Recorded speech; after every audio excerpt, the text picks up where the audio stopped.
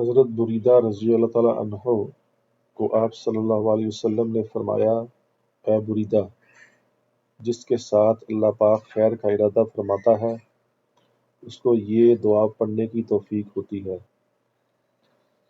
اللہم انی ضعیف فقوی فی رضاک ضعفی وخذ الی الخیر بناصیتی واجعل الاسلام منتہی رضائی وانی ذلیل فاعذنی وانی فقیر فارزقنی۔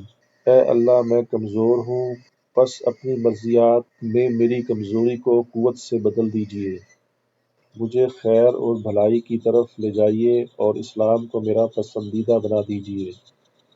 میں ذلیل ہوں سو مجھے عزت دیجیے اور میں محتاج ہوں سو مجھے رزق دیجیے۔ پھر آپ صلی اللہ علیہ وسلم نے ارشاد فرمایا، جس کو اللہ تعالیٰ یہ کلمات سکھاتا ہے پھر وہ مرتے دم تک نہیں بھولتا۔